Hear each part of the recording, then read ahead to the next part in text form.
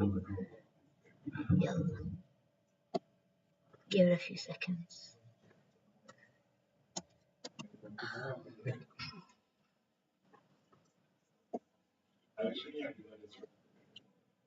Okay, it's up. We're live. We're live.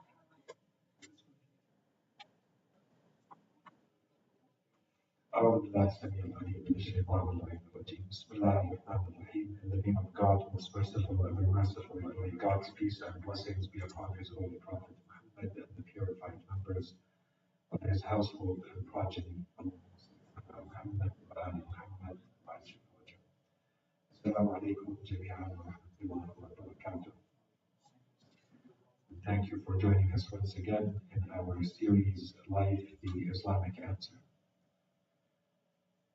We have discussed a number of topics until now, including the importance of knowledge, that ignorance and jahalah, foolishness in Islam are not an option or an alternative.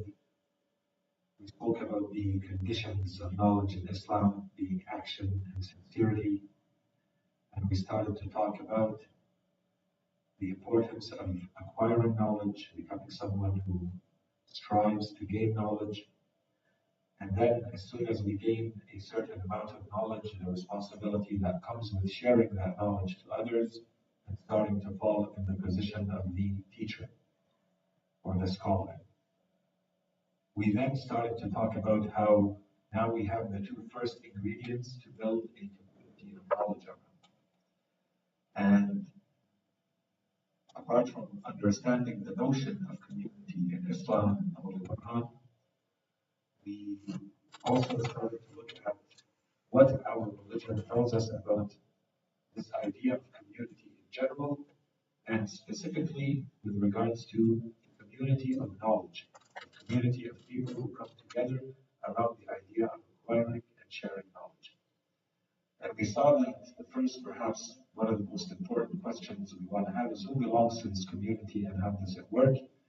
We talked a little bit about some of the Islamic teachings around how a community works, how they meet and how often and what they discuss.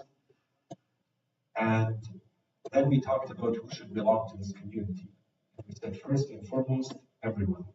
Everyone should find a role for themselves in that type of community of knowledge in Islam. And then we have a few categories of people that have been identified by our Islamic teachings as either deserving a special place and a special importance, or from our point of view, we need to discuss those because they are very relevant and we have questions and we have concerns and practical issues around these categories of people. So we want to see what our religion says about their presence in the community and their presence in the community of knowledge. And so that's when we talked about the importance of children belonging to the community of knowledge, which brought us to talking about the family belonging to the community of knowledge as a unit, women specifically, because there are misconceptions about women and knowledge in Islam. And we talked at the end about the role of the intellectual. And we have been discussing the role of the intellectual for perhaps around 10, 11 perhaps lectures, beginning with what has happened in the West over the past few centuries, let's call it the cultural, social, epistemological revolution that happened in the West that led to wiping out the traditional ways of thinking, including religion, including the place of the church, including the place of monarchies, and replacing all of that with the system of science and rationality and humanism and democracy, and a complete rejection of everything that they called traditional up to that point, with the Enlightenment and went with modernity. And we went through those cultural changes and the big milestones that happened in the West, leading all the way up to today.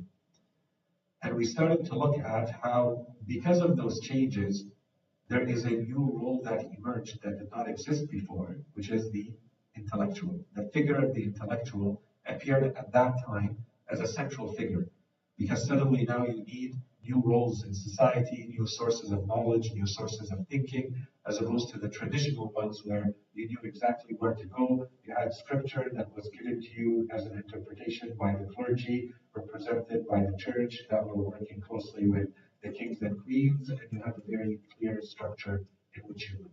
But all of that was wiped out. They had to rethink entirely where does knowledge come from, who holds it, who shares it, who teaches it, who learns it, and so on and so forth. And then we looked at the Islamic world and we saw that something similar but also very different happened in the Islamic world.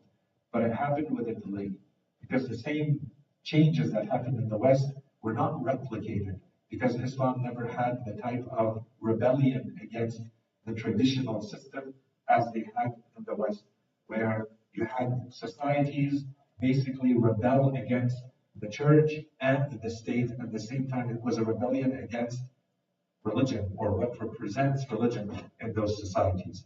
This never happened in Islam. There was never a rebellion against the religion and those who were presented in that way.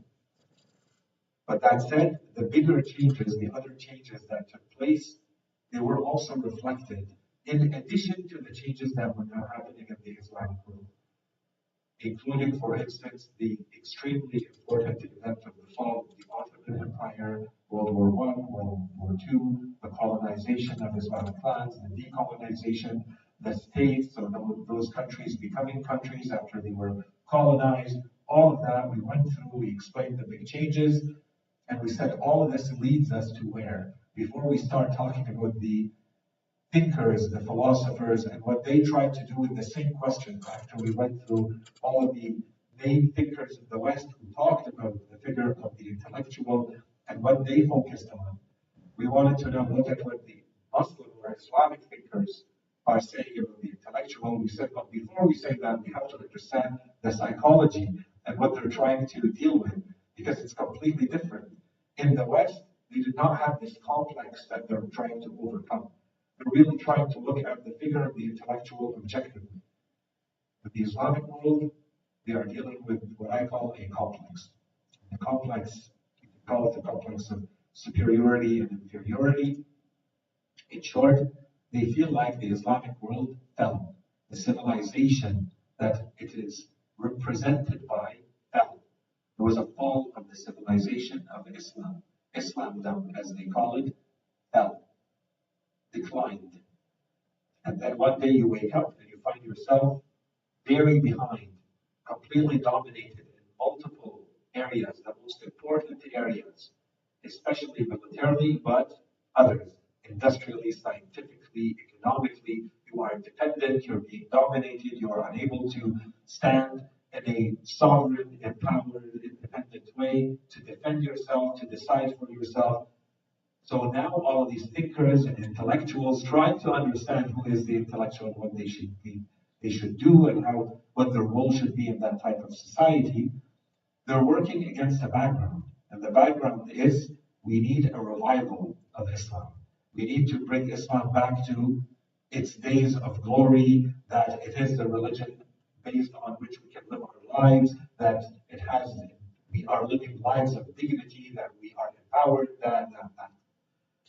So this idea of revival often also came with the idea of reform. There has to be something that changes so that we can go back to a revival and hope to see Islam come back to the way it is supposed to be. Now, I'm using the term Islam very loosely because most of them, though not all, most of them say the issue is not Islam. The issue is the Muslims who have, in fact, left Islam behind and not lived based on Islamic teachings for too long, and this was the result. But as we saw, this is not always the case.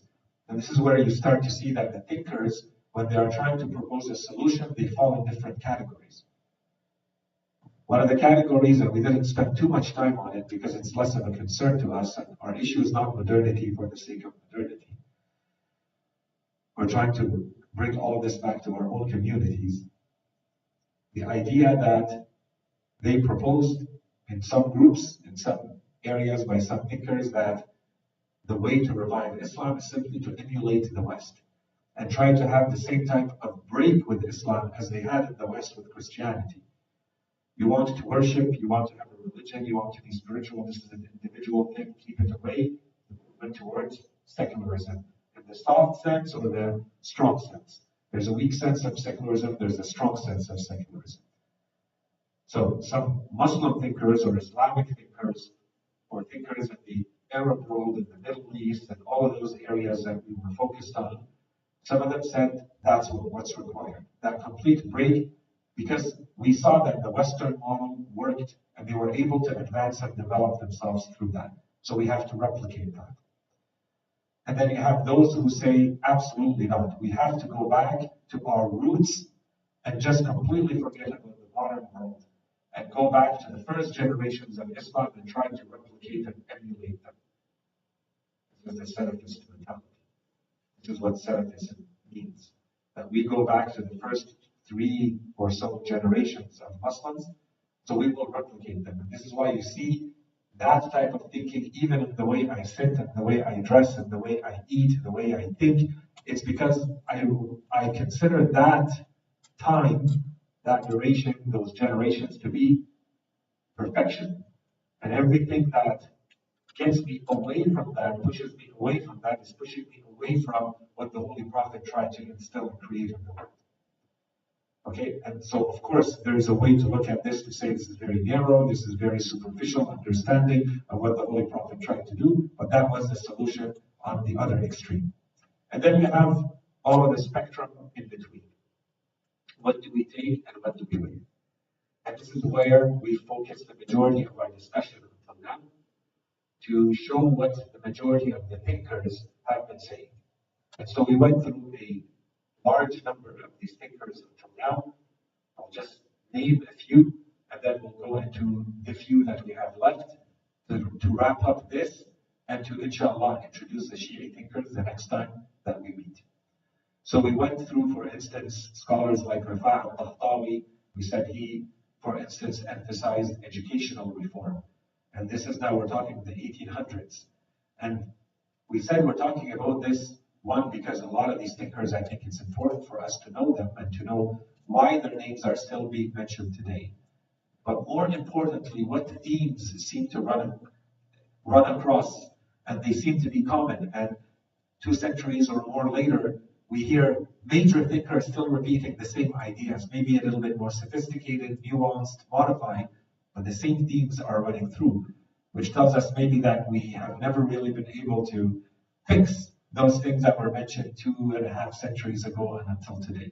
We still are running with the same issues, or at least it tells us that these are the major areas where we should focus on if every thinker who tackles the problem comes to the same conclusion.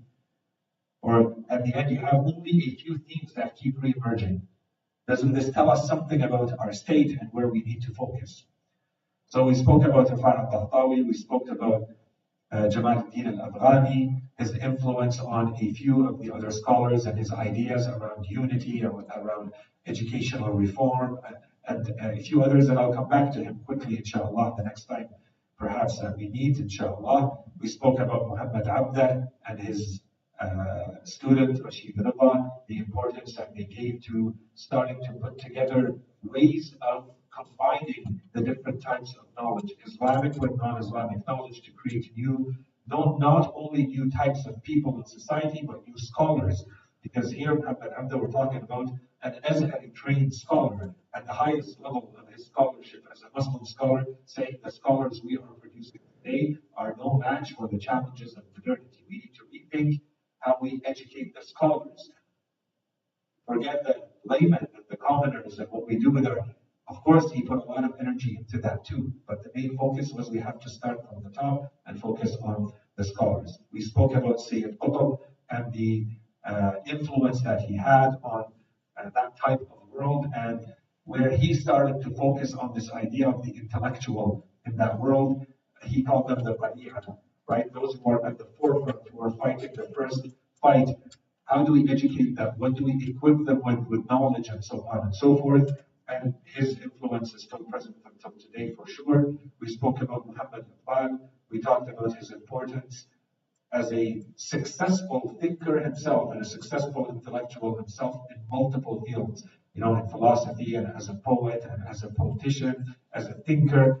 And this gave a lot more credit to the ideas because he seems to be successful in the areas that he's talking about. He knows what he's talking about, and now he's in a position where he has to balance all of these ideas with the reality and try to lead a society and manage the affairs of a nation. So how is he going to do it? And what are his ideas? So extremely influential there.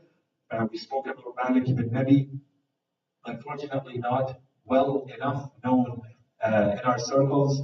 A North African thinker. A lot of his ideas were way ahead of their time. He spoke a lot about the idea that we seem to have a mind that is colonizable. That was his idea. Why is our mind producing people, producing us, people who carry that type of mind, that type of thinking that makes us colonizable, that invites others to colonize us and to use us and to exploit us?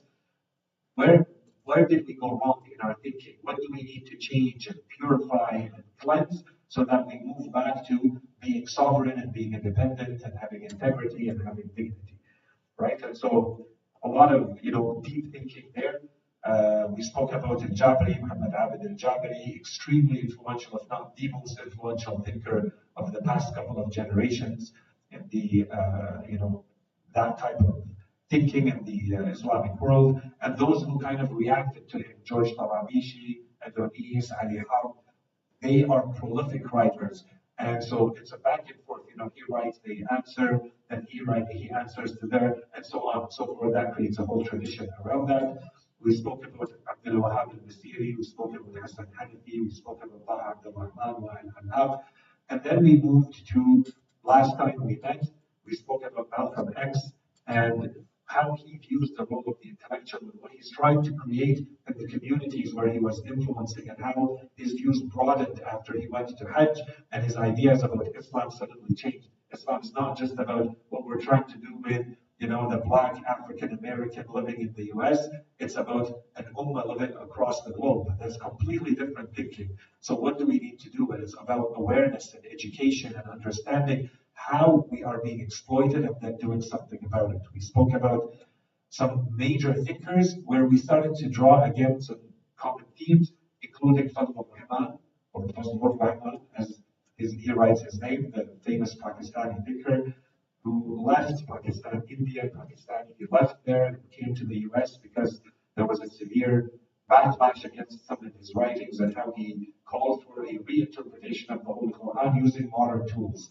And we said this starts to become a common theme. Those are thinkers who have been educated in more Western, more modern ways of interpreting texts and understanding texts, as they call it, the historical critical approach, hermeneutics, the plurality of meanings in philosophy, and so on and so forth. So they say if we start to use some of these tools, we will generate new knowledge. And that new knowledge will allow us to deal with the challenges of today. We can't keep relying on the same tools and the same type of knowledge that we have had in the past.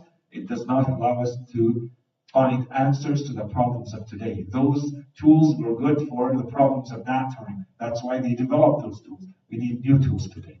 So Fadl Rahman definitely went very far in his idea of what the intellectual should do, that they must engage with the Islamic tradition in a modern way, that they should add the ethical dimension to everything that they do. And he called it, this is very important, I think, for all of us to keep in mind, the idea that the intellectual has to have what he called deep and holistic understanding of the whole Quran. Right? So you do not understand a part of the Quran and ignore another, or apply a part. And you have to understand where every teaching of the Quran fits into the big picture, and you apply the spirit of the religion to the challenges and the problems that you're trying to face. And he says, including, you have to add to that historical consciousness. You understand where you fit in, you understand the bigger context, the ethical vision, and what he called Maqasid al-Sharia, which is a huge topic. We'll talk about it more perhaps, I don't know, in this series or in future series, but this is understanding the main higher level objectives behind the laws and the teachings of religion, right? So that religion, according to this theory, is not giving you a teaching for the sake of that specific teaching. It's giving you a teaching for the sake of a higher purpose. So if we understand what the higher purposes are, then we know what needs to be modified to achieve those, given time and space, given the context and circumstances in which we live. And he wanted to use a little bit of that. And of course, this had a huge impact on other thinkers too, because he gave you a lot of the tools and a lot of the thinking, and others applied it so very influential that way. We spoke about Muhammad al-Qurd, the other one who also did something similar from another tradition. So he went at it more from the, as we said, he's an Algerian working in France and in that kind of world. So he's reacting to the colonization of Algeria and that thinking, but still trying to do the same thing, reinterpreting the Sunnah, reinterpreting the Quran, using modern tools to achieve that. And his influence is still very clear today on many, many thinkers who try to do the same without perhaps saying we are taking or applying directly Muhammad al-Qurd. And we mentioned two of them last time. One of them being Nasr Hamid al-Hussein, a very famous Egyptian linguist, philosopher who had to escape to leave Egypt where he was working because he was declared apostate, murtad, for some of his views where he was trying to show how the Quran needs to be reinterpreted and so on and so forth. And from there, the idea of what an intellectual should be in society and the link with human rights and fighting for freedom of speech and so on and so forth. And we also talked about Talib Ramadan, and we finished with Talib Ramadan, where we said, a lot of what he says perhaps maybe not new in substance, but the way he puts it together is extremely clear, extremely relevant.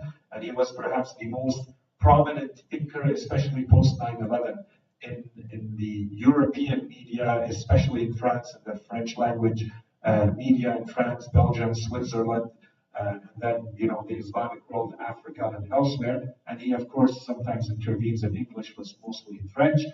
And he took a lot of these ideas, talked about the importance of reform, the importance of knowing our identity, what it means to be a Western Muslim living in the West. This is a different identity than a Muslim living in the East, for instance, and so on and so forth. And he also talked about the need for having intellectuals, the need for the reform to be from within Islam, not outside of it, critiquing it or criticizing it from the outside, the importance of Muslims being active and engaged and present in the societies in which they live, not live in ghettos, in cultural ghettos, in isolation from society, just seeing each other and interacting with each other, to be present. And he spoke specifically about the intellectuals having to have a duty, again, towards tradition on the one side and towards the societies in which they live on the other side. So they must understand, preserve, and reinterpret their own tradition, and they must contribute to the constructive critique of the societies they live in and the production of new meanings for these societies because they have something to contribute. This is where we stopped. So this is a quick recap, and we continue, inshallah, today. Three thinkers. The first one is Aliyah Izzat Begovic. This is a major thinker, a little bit like Muhammad Iqbal, in the sense that this is someone who is engaged, who is thinking, who has ideas and theories, and with time, he actually becomes a politician, and then he becomes the statesman, the person who is going to lead a state and a country. So he was a Bosnian thinker, a political activist, a politician, and he became the first president after the dissolution or the fragmentation of Yugoslavia, of Bosnia and Herzegovina, right? And when he, in his youth, started to become active, you start to already see that he has a lot of awareness of what it means to be a Muslim living in that type of world. So he's living in Yugoslavia under a communist regime. He knows what atheism is, secularism is, communism is, ethnic wars, the Balkan wars, and he starts to get engaged with a group of Muslims, other Muslims, to do humanitarian work in areas that are struck by poverty and other issues that you find in areas of war. So he gets imprisoned the first time because of that. And then he is released. And in 1970, he writes The declaration is declaration called the Islamic Declaration. So this is his manifesto, basically. The idea of how Muslims can come together to create for themselves a political presence in a modern world, in the realities that they are facing. What does it mean and how does it come together and why is this important and necessary to do? He gets in prison for this and he's sentenced 14 years in prison. And he is released before he does maybe a little bit less than half of that time. As soon as he comes out, he creates a political party. And he gets very directly involved in politics. He becomes a politician at that time, and he wants to unite Muslims and to have a Muslim presence. And this is, by the way, what starts. We're talking about the war in Bosnia. So anyone who knows, recent history and the wars in that region, what happened in Bosnia was, atrocious and horrific. From the outside, they simply say there's a civil war going on, but really there's a genocide going on. It's a complete destruction of an entire people or peoples at that time. And so he's dealing directly with that. Finally, he becomes the president of that area, and he has to deal with those wars. And that did not end right away. There was a siege of the capital, and it was a whole, I don't want to go through the history of the Bosnian wars, but at the end, he's left with a completely broken country that he has to rebuild. He had, influence and presence and respect of the European Union, the United Nations. And during this whole time, he is talking about the importance of the Muslim identity and what it means to be a Muslim society and how to create a society that is just based on Islamic teachings. This is extremely powerful and extremely influential. And until today, if you read his writings, you see that it has a lot of depth and a lot of maturity because the issues he's dealing with are very complex. And he's maintaining that Islam is the answer here. We can achieve results and achieve success and develop ourselves and protect our identities and change the world and deal with all of this horrific reality through Islam.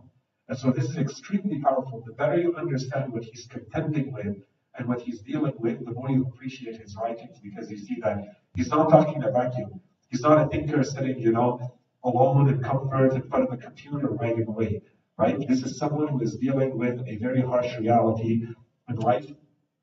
So he was very known for relying on Islamic heritage, Islamic philosophy to address real political issues, social issues. And so he says that politics is not a choice that you just make, a luxury that you can have. Politics is a responsibility. We have to step into the political arena and to have presence and to have action and a voice and presence there. And it must be done politics because that's always a problem with politics, that it's supposed to be dirty. The moment you get in, you have to be ready to get involved. He says it must be done with ethics and with spirituality. And if I can summarize a lot of what he talks about, it's about showing that Islam, a true understanding of Islam, is the only way to achieve balance in life. No matter what you look at in life, you see that the issue is a lack of balance. It's too much or too little. Going too far in one side, not going far enough on the other side. And Islam is the middle path. And so if you read one of his main works, it's called, it's something like Between East and West. I think it's called Islam, Between East and West. And the idea is that it has multiple meanings. When you say Islam, between East and West, like stuck between East and West, or you have the East that is going too far in some things, it's going too far east. You have the West, and then you have the middle path. It's the third way. It's the same thing that we find in the different ways of looking at it, but the writings of some of our scholars when they talk about, if you look at capitalism, then you look at communism or socialism, and what they present as economic systems, and then you have the one that is balanced in between, that is the Islamic system, for instance. Otherwise, the two go too far or too little in the different important aspects. In any case, so he talks a lot about the role of the intellectual, that they have to be the bridge between what is political and the reality of the world and what is sacred. That's a very interesting way of looking at it. So they must preserve, they are the ones who help preserve cultural identity, unite science and spirituality, reason and revelation. They have to engage with modernity, but in a critical manner. so that you do not lose your Islamic foundations while knowing how to take and integrate from modernity where it makes sense, avoid traditionalism, and unquestioned secularism. So he's being critical on both sides. Right? The intellectuals are those who speak up. He says, if you look at societies where there are people who are being oppressed, those who speak up are the true intellectuals. So he says the intellectual always comes with an ethical responsibility. They are the ones who understand what is going on and they have the courage to speak up and defend the rights of the weak. And they were the ones, he says, during the wars that we witnessed, they were the ones stepping up during communist oppression, during ethnic violence, genocide in Bosnia. It was the intellectuals who rose against passive knowledge. So he says to call something Islamic knowledge and then not act with that knowledge, bringing it back to what we talked about, action being the second condition of knowledge in Islam. He says passive knowledge cannot be Islamic knowledge. Islamic knowledge means a call to action. You are always doing something with that knowledge. So against the idea of passive knowledge, he says Islamic knowledge is a living force. It fights for social justice. It fights against colonialism, poverty. It must lead to cross-civilizational dialogue. And it allows these societies, these communities to have confidence and to have an identity. And so all of this needs, he says, a new education system to produce people who think in this way and who know what to do without it. And none of this is possible without having what he calls an intellectual elite. This back to common themes, right? That's why I say if you read through, you start to see the common themes emerge. So this intellectual elite has to be rooted in Islamic tradition as well as modern thought. They have to be experts in both. They have to understand the historical and the political realities of the Muslims amongst whom they live in the Islamic world and work to re-Islamize, keep this word in mind, re-Islamize society through ethics, morality, not authoritarianism. You cannot force people into any of this. They have to see it, they have to believe it, and they have to act by themselves towards it. Okay, so that's Amaya or Aliyah Izzatbegovic. The two last thinkers, quickly, they go together. And they, each one of them in their own way, produce a notion that is extremely still powerful today, but we have to think about it and see what that means. These would be very rich topics for good discussion and good conversation and thinking. And this is the notion of the Islamization of knowledge, Islamatul ulum, as they call it, to make knowledge Islamic. What does that mean? So I'll present the two main thinkers around it. Today, there are many, many other names that we could add to these, but these are the two founders of this idea. Okay, and I won't talk too much about the relationship, if there is, and from their lives you'll understand that they are in two parts of the world. They're working on different sets of issues, but they're coming to the same conclusion again, which is, to me, again, very interesting and very telling, and we need to think about this. The first one is Ismail al-Farouq. So he's a Palestinian American thinker, philosopher.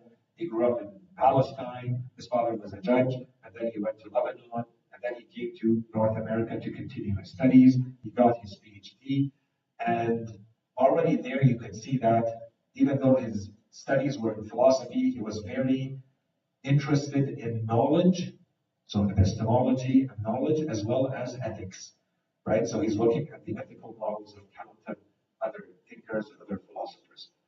And initially, a lot of his influence came from the work that he had done and those who had affected him, especially because of his studies. He studied with the Christians in the monasteries.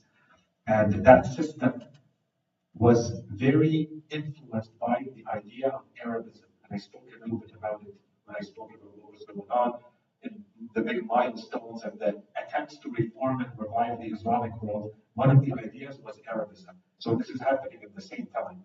This was not the first time, but he's influenced by that. The idea that if you are able to bring people back and unite them around a language, you unite them around the idea that they all speak the same language, which creates their identity, which is Arabic, then you are able to regenerate the revival that you're looking for in Islam. Because traditionally and historically, this is what allowed the Muslim world to come together. This is what united the people. It was a common language because of the Quran, right? So, but he adds to that saying the real contribution of the Arabs to the world, and he's very involved, by the way, in interfaith studies, and he was very known for that because he has a bit of a background, right? When he is taught by Christians, and so when he comes, he continues that work and he studies Judaism, he studies Christianity, and he says the main contribution of the Arabs to the world is the notion of Tawheed today with Islam, the version that Islam presented to the world, which is present in all the religions. And so this is a common thread across the three religions, and we have to continue the dialogue. But then, so he says Arabism, if I can call it that, is two things. It's not just a language, it's linguistic and theological. You're presenting Tawheed and a language to the world. And this is what unites all the Muslims around the world. But already when he comes to the US, he starts to be confronted with the reality. I'm not going to go through the details of his life. He gets confronted to the reality that he needs to study Islam in a lot more depth. And so what does he do? He goes to Cairo and he spends 4 years or 5 years studying in an Azhar university to have a traditional, solid understanding background in depth about traditional Islamic knowledge. And then he comes back and he teaches in the US, in Canada, and then Fadl Rahman, about whom we spoke before, he created through his connections a position for him, and he went and taught in Pakistan, and so on and so forth. And this, by the way, broadened his understanding of what it means to be a Muslim, because this is a very different type of Muslim than the ones he was seeing before. In any case, and so as we said, he does his work and he starts to think very seriously about the idea of, once again, what does it mean to create a just society? Okay, what does a just society look like? Working on interfaith dialogue, or what he calls it meta-religion. What are the things higher than a specific religion that are common to all religions? Let's focus on those to create a dialogue between religions, and so on and so forth. So he focuses a lot on the notion of Tawheed. He goes very far in saying basically that's the summary and the synthesis of the entirety of our faith and our religion of Islam. But the more he studies the other disciplines to try to integrate all of this work together, the more he starts to be confronted to a reality that they don't. They're supposed to all fit coherently together in a logical way, but they don't. These disciplines don't end up being where we need them to end up. And the reason is because they're not Islamic. And we try to integrate them with Islamic knowledge, and we start to see that there's a clash. There's something that doesn't work. So what do we need to do? It says we need to first come to the realization that modern knowledge is not compatible with Islamic knowledge.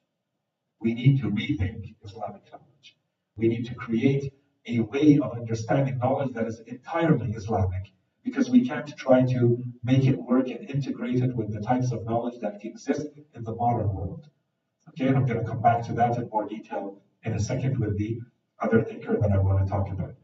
Western sciences, he says, are disconnected from ethics. They are disconnected from Tawheed. And Islamic knowledge is all about the ethical dimension of Tawheed. You cannot put them together. You have to rethink what it means to have knowledge, how to acquire it, and how to use it. And so therefore, Islam cannot rely on Western tools and Western methodologies and call it Islamic knowledge. That is not possible. So he spent the rest of his career working on the notion of the Islamization of knowledge, taking knowledge and making it Islamic. So at the epistemological level and the methodological level, what does it mean to have Islamic knowledge? And so he started to apply this to different things. For instance, he talks about the importance of understanding how zakah, which can be understood economically, also has as a charity, it has an ethical dimension to it. This applies to all the teachings in Islam, which you don't find elsewhere. So it's going to be a lot more one-dimensional elsewhere. But here you have multiple dimensions. You have the economic dimension, but it comes already including the social dimension and the ethical dimension and the Tawheed dimension ingrained and wired into them. Right? You don't need to add anything to it to make it work, and and so on and so forth. So let's do this to all of the knowledge. He puts together something called the International Institute for Islamic Thought, the IIIT, which still exists today, in 1981, that is dedicated to this question and to this idea. So we have to critique Western knowledge. We have to reanalyze knowledge in general to see how to make it Islamic. We have to create Islamic education programs focused on Quran and Tawheed. We have to do research on the different disciplines to see how do we make them Islamic. How do we create an Islamic economy? How do we create an Islamic sociology? How do we create an Islamic history? How do we create an Islamic psychology? And so on and so forth.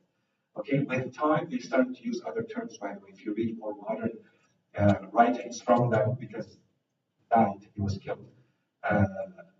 Now they call it the integration of knowledge or the unity of knowledge, but it's all the same idea of the Islamization of knowledge, and perhaps it's to distinguish from the thinking of the other thinker too, who talked about the same thing. Okay, so the idea at the end is that we are producing scholars who are able to deal with the challenges of the modern world. So we're coming back to the same themes and the same ideas. And in 1986, he was assassinated in his home in the United States. He was killed, his wife was killed, and they tried to kill his daughter who was pregnant at the time living with them, but she didn't die. And the case remained unsolved. They said, we are not sure why this happened, but many people believe that he was a very, very open critic of Zionism. He has a book about it, and so on and so forth. And so there's a very direct link of perhaps what happened there and who attacked him and who eliminated him in 1986. So extremely influential thinker. And in today's world, there is still work happening with the institute that he founded and the ideas that he put in place. He was prolific. He wrote, I think, over 25 books and a good 100 articles or more, which is a lot in the university world. And he has a lot of reach, academically speaking, very, very influential thinker. And this idea of the Islamization of knowledge, I would say he carries half of that, the credit today of that idea. Who's the other half? Perhaps more well known because he wasn't killed much younger, okay? And it's Sayyid Muhammad Naguib al-Abbas. So he's a scholar, a thinker, a philosopher from Malaysia, and he lived in the post-colonial state of that country. And so he understands what it means to be colonized. You see that running through a lot of his thinking, but he starts to apply this idea of being colonized not only to the typical way of being colonized. My economy is colonized, my politics are colonized, my culture is colonized. He says my knowledge is colonized. I'm forced to think using the tools of others. These are not my tools of thinking. So it's not producing the right type of knowledge. And so the world in which we live and the way that we try to create our meaning in the Islamic world is in crisis. We are unable to think Islamically. Using the tools that we have, these modern tools are tools that come to us from atheism, from materialism. They do not have ethics. They have moral relativity, right? It's not absolute. It's not right and wrong. Everything may be right, everything may be wrong. It's completely relative. There's spiritual confusion. There is loss of purpose. All of this is not compatible with the Islamic worldview. And so the Islamic world is in crisis because of this. So again, the idea of how do we revive the entirety of the Islamic world comes back to knowledge. And how do we produce knowledge that is Islamic? He says we cannot inject Islamic content into non-Islamic disciplines. You can't take the Western version of psychology and inject Islamic notions into it and call it Islamic psychology. That's not Islamic psychology. These two don't go together, they're contradictory. And for instance, Quranic verses to economics, and now you call it Islamic economy. That's not enough. And so we must reconstruct the foundations, he says, of our entire thinking. Our knowledge has to be reconsidered and rethought. Main ideas, Tawheed. Again, the notion of Tawheed, you see how every thinker comes back to Tawheed as the synthesis of this religion. He calls it adab. Adab is the combination of morality and ethics. And so he goes very far in how Muslims are ingrained with this because of the teachings of Islam that is non-existent in Western teaching. It's not that you are just informed by knowledge, you are formed by knowledge, right? It molds you, it changes you, this knowledge that you acquire, whereas in the West, it doesn't necessarily mean anything, right? And I'm going to come back to that point. Otherwise, it leads to the state of the world, which is a misuse of knowledge, because knowledge doesn't transform you, it just gives you tools to act. Whereas Islamic knowledge transforms you from within, it changes who you are. The hierarchy of being has to be retaught. So we understand that there's God and then creation and human beings who are the most responsible of creation. So there's a responsibility that comes with it, and knowledge and ethics are integrated into all of this. So we must therefore cleanse all knowledge from secularism, materialism, skepticism, which is very important. No one talks about this. Maybe in the future we'll talk more about it. So specifically for the intellectual. So the intellectual is the one who has been fully formed by entirely Islamic knowledge. So now we have to then get back to the beginning and create Islamic knowledge. Correcting, this is the main role, correcting the confusion of knowledge.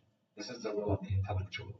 The confusion of the knowledge in the present world has to be corrected by the intellectual who acts as a guide and educator.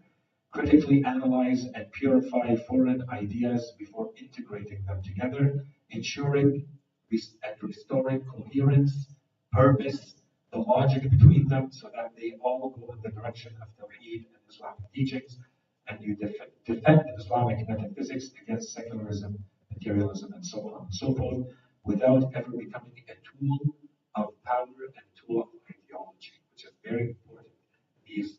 It's an indirect or direct way of talking about the role of these thinkers and these elites and these intellectuals in different societies and how they are used by the state and so on and so forth. So reestablish a view of knowledge that is sacred. Knowledge is sacred, reality is sacred, everything created by God is sacred, everything that leads back to God is sacred. So you view it differently, as opposed to it's just information and you learn it and you go do whatever you want with it. Mastering the importance of mastering both Islamic sciences and contemporary disciplines. And this has come back again and again and again, every thinker. They want to talk about it and be an intellectual, go learn Islam, and master it, and go learn the modern disciplines and master them. And you are then in a position to start integrating and showing how these go together in the modern world, resisting both Western mimicry and anti-intellectual populism. Because he is dealing with societies that are against intellectualism, right? So he says, no, this also has to be fought. We have to resist that and change it. We have to be open to being intellectual. And a lot of his writing, and you see that come back again and again, but that's important to know. So basically, his main figures as role models are Al-Ghazali, Ibn Sina, Farabi. He talks about them. And I'm not going to say awkward, but we've seen a lot of the intellectuals attack, especially some of the Egyptian thinkers, attack Sufism. Because they said that this is one of the reasons why we have fallen as a civilization. He defends Sufism. And this is, his defense is really to show that there's a very heavy, rich dimension in Islam that has been pushed even more exaggerated than Sufism, but it's there. So when you look at it, it teaches you a lot about what this religion is about. And he has a background in Sufism too, but that's another topic. Initially, by the way, his name is Sayyid Muhammad Naqib al-Abbas. In truth, they are originally from Yemen, but they moved to Malaysia and they stayed there for a while. Anyways, very influential books, very influential thinker, and there is work today happening in the ITSAC, so the International Institute of Islamic Thought and Civilization. So this is comparable to the IIT of Faroudi. This is the version of it. And Abbas, if you want to see the extension of that work until today, it continues until today. Maybe in a couple of minutes. So this idea of the Islamization of knowledge. There is a lot of arguments for it, and there are also some strong arguments against it. Okay, so I leave you with that, just so that we think about it, because as I said, this is still an ongoing debate in the Islamic world, and for us to think about too, what does it mean? Do we actually need to Islamize knowledge or not? Is it even possible to Islamize knowledge or not? And how does it work? If we wanted to, where do we start and how does that work? So for it, they say that those who are entirely for it, they say that Muslims and the world suffers if this does not happen because knowledge and therefore people become fragmented, become confused, become pulled in by different ideologies that are contradictory and inconsistent with each other. And the only way to make them consistent and coherent is bring them back to Islam and Islamic foundation and rethink all of these disciplines. So secularism, materialism, whereas Islamization is going to unify our worldview into one clear idea or set of ideas that have a specific direction, right? Modern knowledge systems are simply not compatible with the Islamic paradigm, they say. So if you're a Muslim, you simply say this does not work, period. The more you study it, the more you understand this. So therefore, the need to restore the Islamic worldview in our societies and so on and so forth. We have to rethink the disciplines. We have to train scholars. We have to create education programs, education systems. So the focus has been here on the humanities, for instance, on sociology, and you see that throughout. Like even thinkers, maybe next week we'll talk about him. We talked about him earlier, but we'll come back to him. Ali Shariati, for instance, he says, the importance that we develop our own sociology and our own psychology. He talks about this. So this is the same idea. We have to have our own, they say, psychology, sociology, history, some have said political science, and so on and so forth, getting rid of what he calls Western colonization, but a Western colonization of our thinking and the tools of knowledge that we use, and this will lead to a knowledge sovereignty or a knowledge empowerment. Okay, so what is the system? And that's really my way of putting it, if I had to make the argument for this. When you look at the Western system of knowledge, what does it try to produce? It produces producers or agents and consumers in an economic system. That's how the knowledge system in the world is built, especially in the West. It produces people who participate in an economic machine. You know your place, you have the tools, you have what you need to be part of an economic machine so that you can produce for others and you can consume what others produce. Islam is not trying to do that.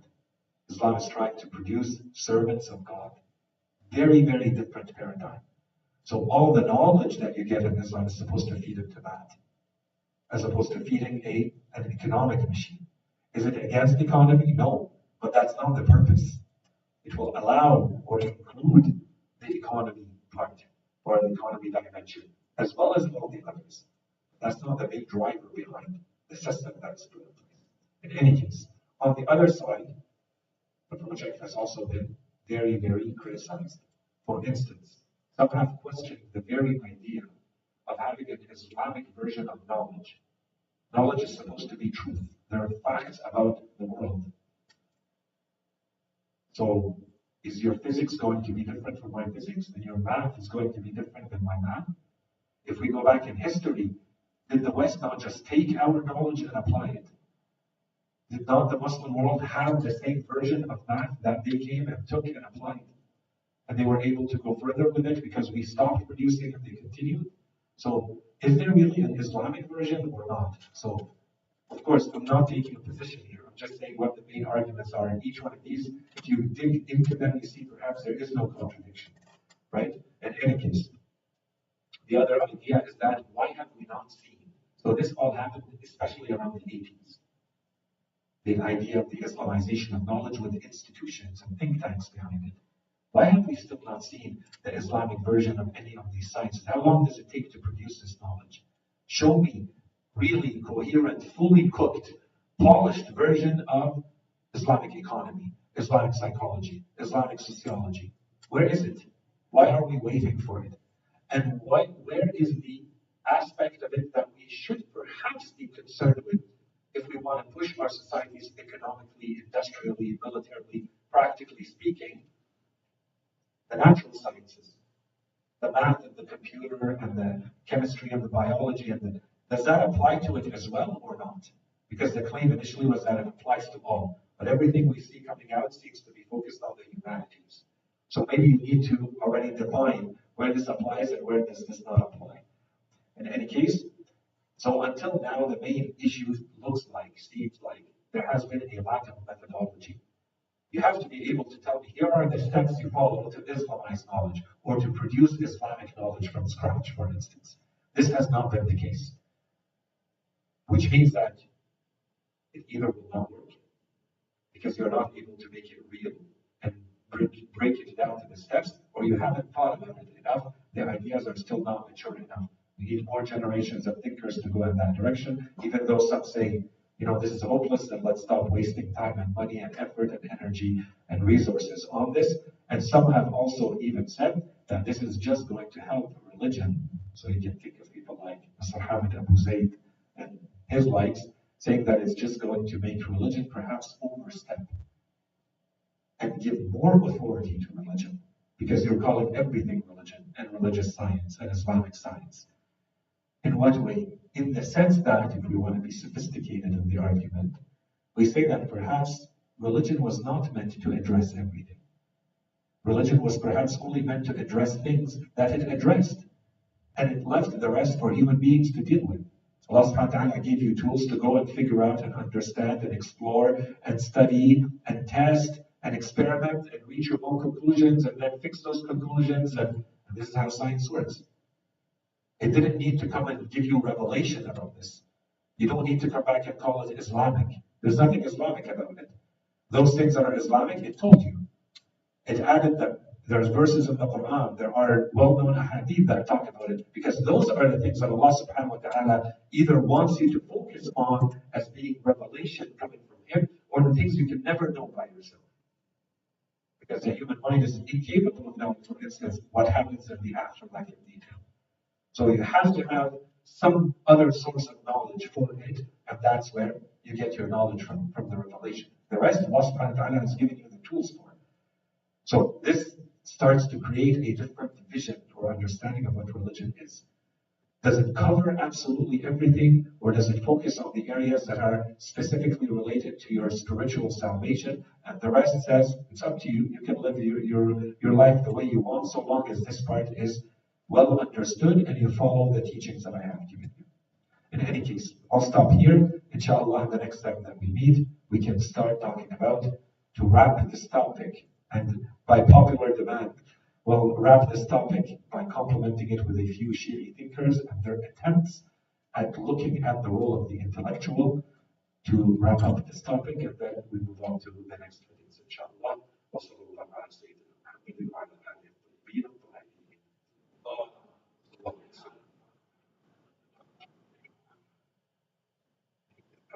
Minutes for questions, otherwise, after prayer. Thank you very much for very comprehensive details. Very, very useful. Just to pick up where you left off, with regard to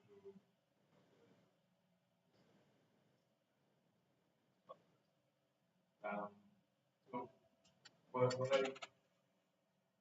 from your lectures and also from what I've studied so far, even like scholars who appear to be very critical of, how the Islamic world has evolved and how it should have evolved. One thing is very clear that their very point of reference to Islam, they never question that. And what they think about what Islam is basically not Islamic itself, right? And that's very frustrating to see that the entire Sunni world is failing to produce thinkers that go back. We have seen like people like Al-Maududi or others who go as far as like questioning Muawiyah and the Maliki system, whatever that is, change the Khilafah system, right?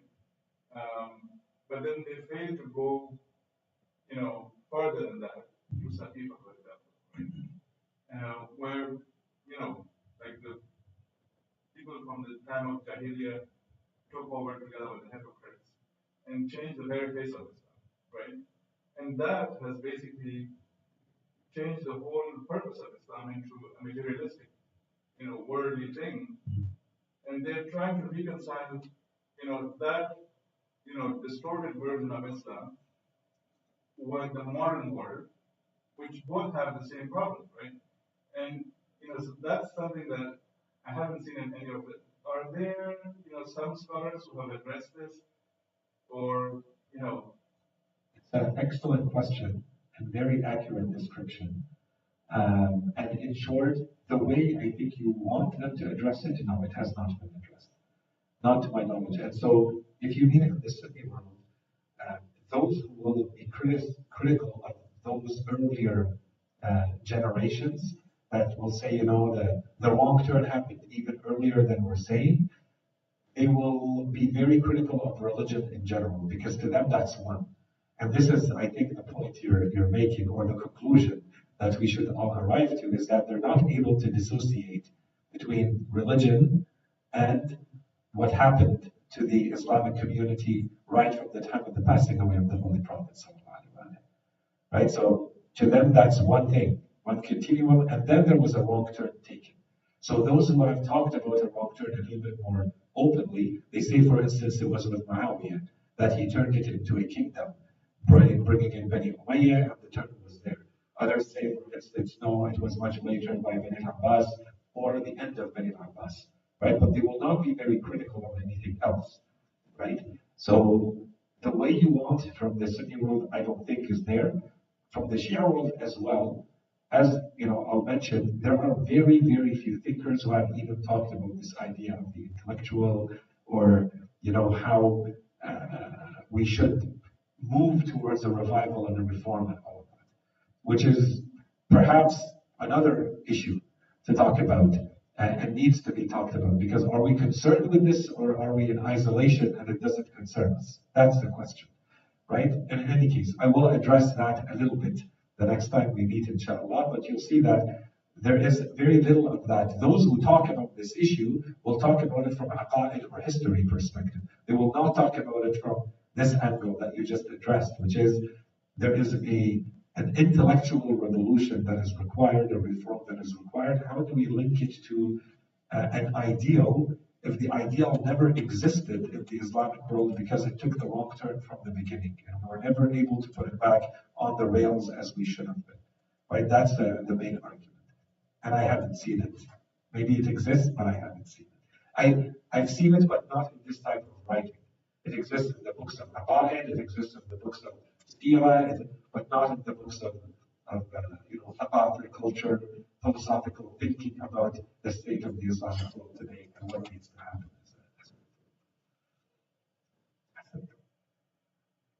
There was a question or a comment? No, I was just thinking, like, I missed the previous lectures, so I wanted to see the current society doesn't have much thinkers and philosophers. So one of the implications moving forward if we continue the same path for our society, what could happen on reform? You mean Islamic society. So do you mean society as in like us living here, or do you mean when you're living in a Muslim majority? I meant as a society, as a Muslim society, Yeah. regardless of us living here or Yes. but just a society what would happen, not having society reform. The short and clear outcome that is tangible right now is that the more our lives are getting complex and the pace of change is moving faster and faster, the more the newer generations, because they did not grow up with what the previous generation grew up with, and so now the distance is even greater, the more the newer generations will feel that the religion has nothing to do with reality. And so you will have people who will want religion because it's kind of an individual thing that I do all alone between myself and my Lord, but it has nothing to do with real life because it's outdated and it cannot even keep up with the real ideas. And then you will have people who will just say it's not relevant, like I don't even need it for the individual dimension.